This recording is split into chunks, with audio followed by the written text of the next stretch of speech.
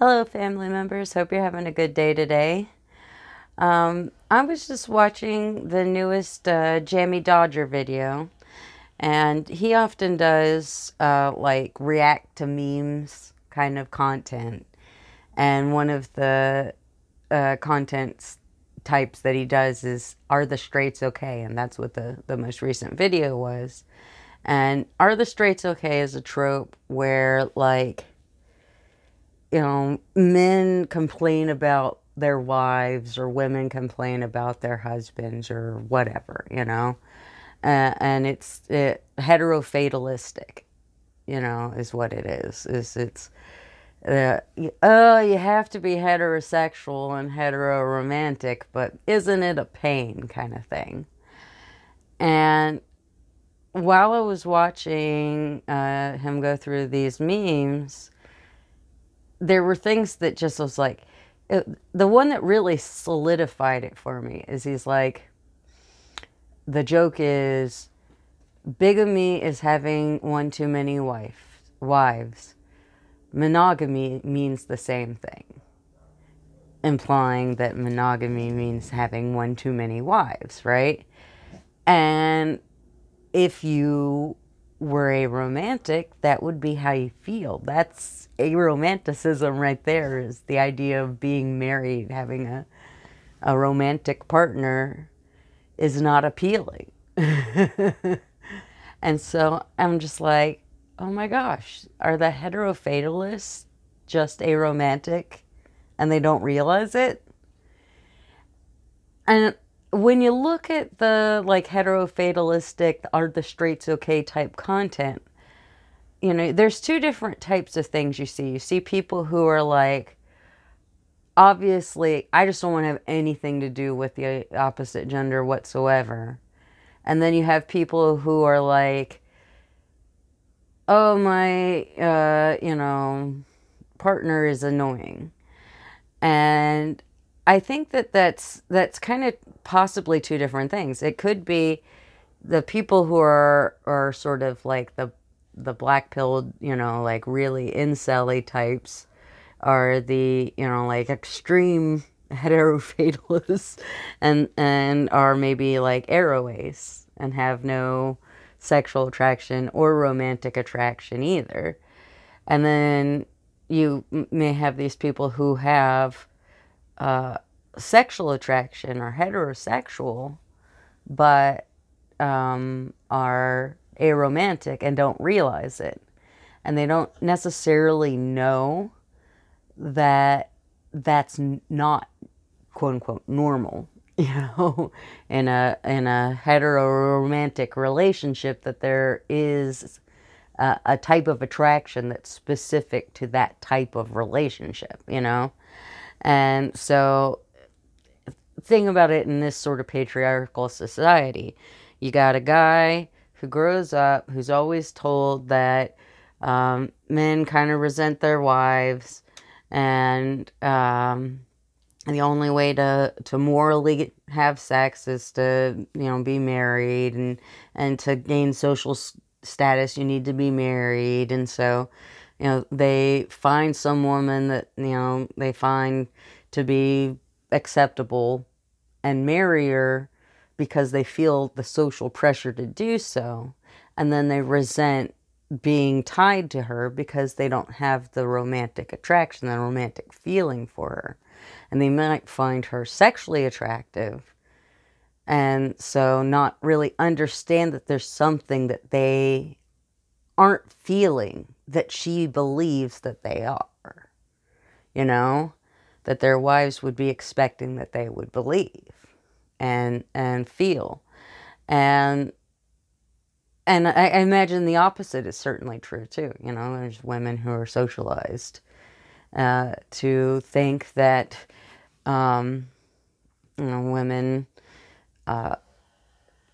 aren't necessarily very sexual, and so if they're not sexually attracted to their husbands, they may not realize.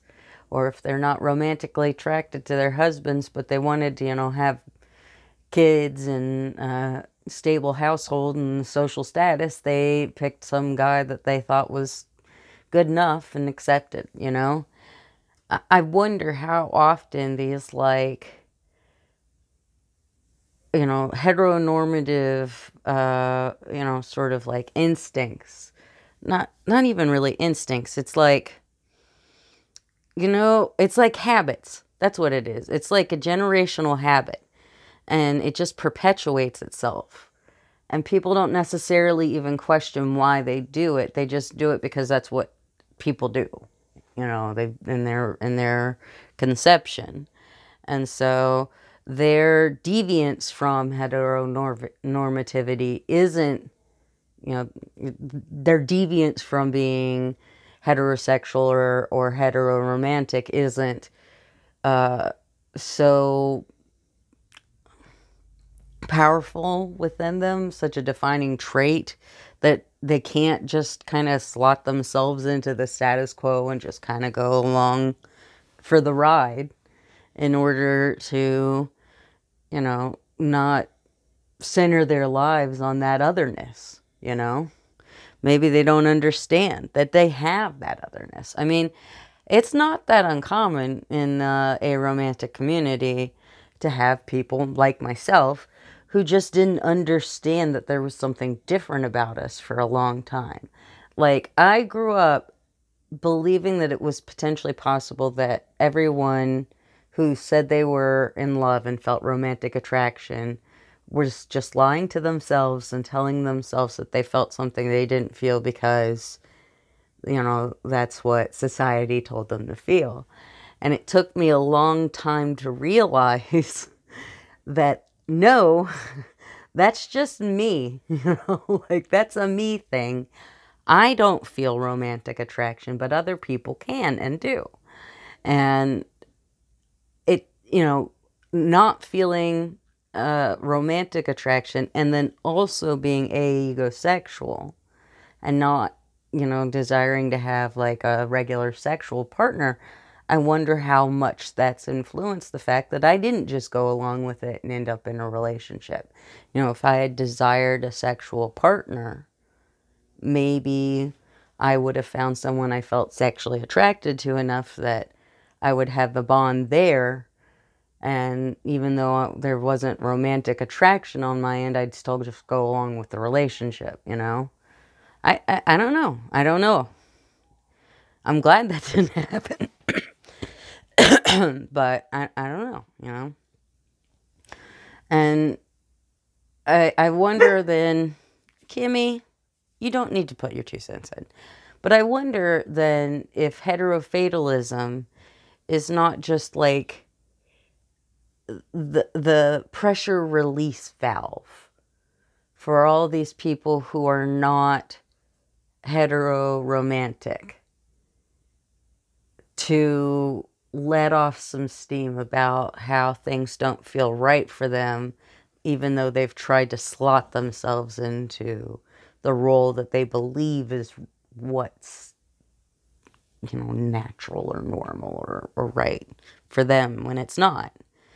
Like the aromantic guy who got married, the aromantic woman who got married and resents their spouse, some of that pressure release is done through these memes. You know, I wonder if it's just like a side product, a side effect, heterofatalism, of ignored aromanticism, of ignorance of the nuances of attraction and identity and all of the myriad of different characteristics that we try to boil down into man marries woman, woman marries man, happily ever after, you know?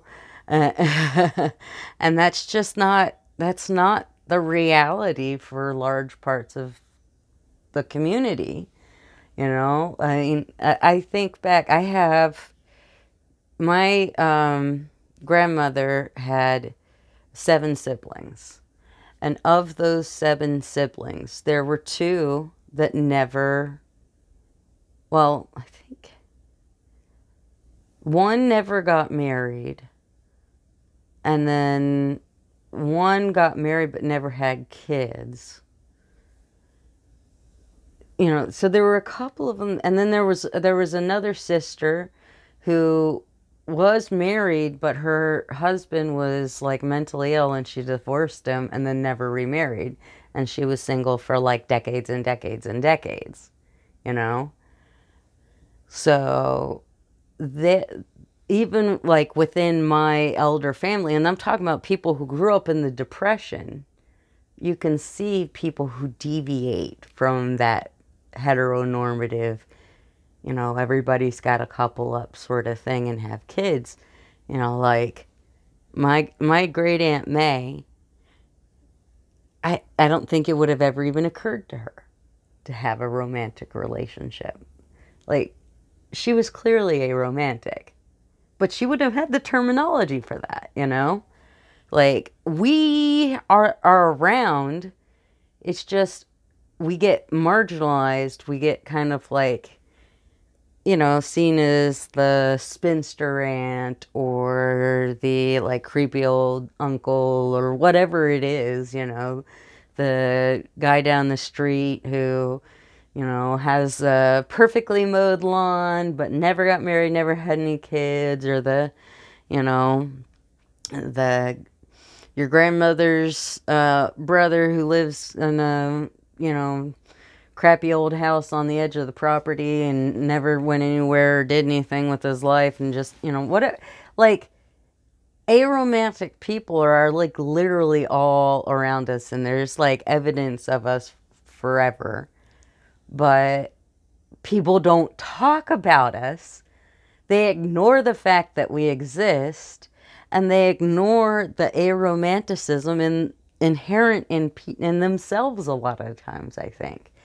And I wonder what other than heterofatalism is these pressure release valves, these side effects, these symptoms of people, you know, oppressing themselves and denying themselves a deeper understanding of their own identity, their own connection to attraction, their own wants and needs, and what is really truly going to suit them, you know, instead of like trying to be something, just being that, you know, whatever that is.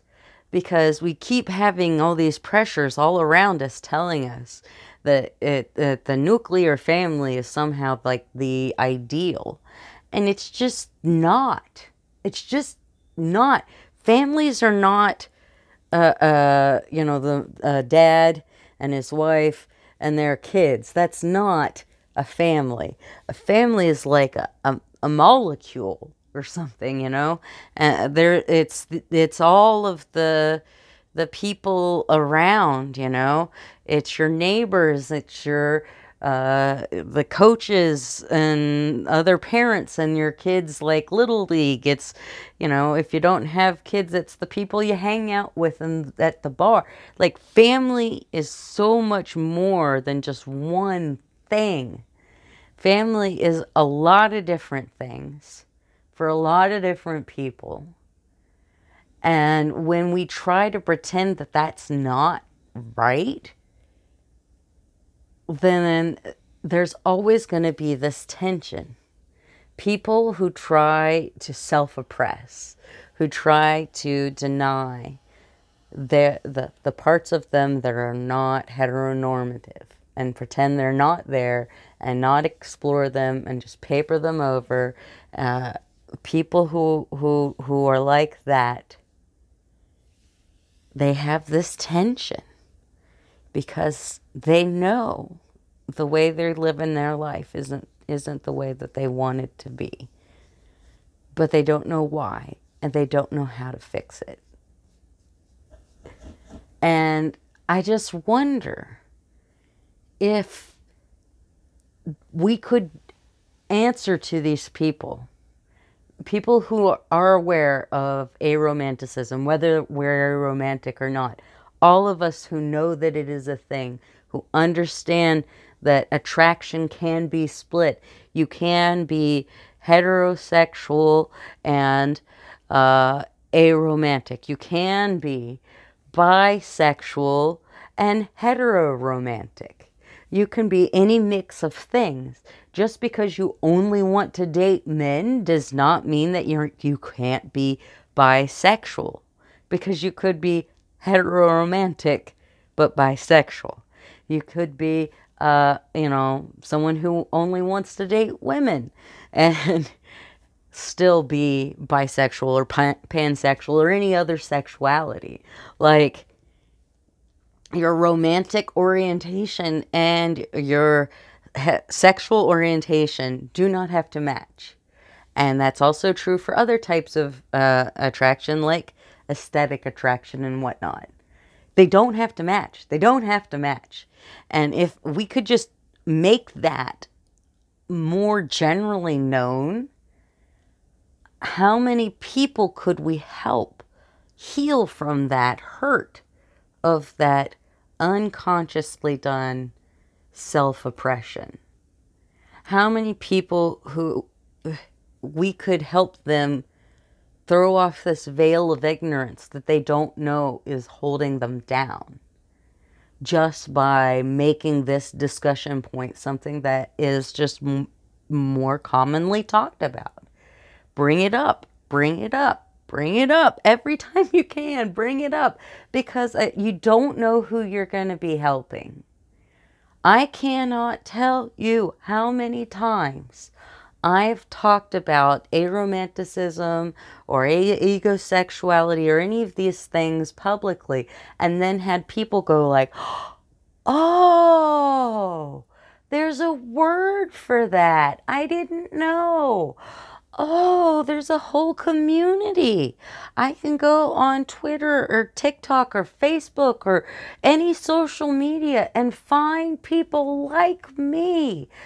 Oh, I can't tell you how valuable it is to have that experience. And I can't tell you how easy it is to help other people have that experience. You just have to include aromanticism and asexuality in your discourse. Anytime you're talking about relationships, anytime you're talking about queer issues, anytime that we're talking about love and sex and human existence and families and stuff, if we can be included in those discussions, other people are going to realize that they are one of us and there's nothing wrong with them, and they can live their lives in a happier and healthier way because they understand themselves and their wants and needs better. Oh, I got a little preachy there at the end. I mean, I started out with heterofatalism is actually just people who are aromantic maybe some of the times, and then just this is where we end up. But it's something I feel very passionately about, obviously, because it was such an important part of my life. And I was in my mid-30s before I got there, and I can't help but wonder what would have happened if it had happened for me earlier, if I'd had this understanding of myself sooner. You know, I could have probably saved myself a lot of hassle. You know, there were some nice guys that I tried to date and failed spectacularly. I could have saved their time, you know, saved us all a lot of time and effort, you know. But anyway, I will let you go, family members. I hope you have a wonderful rest of your day, and I will talk to you again soon.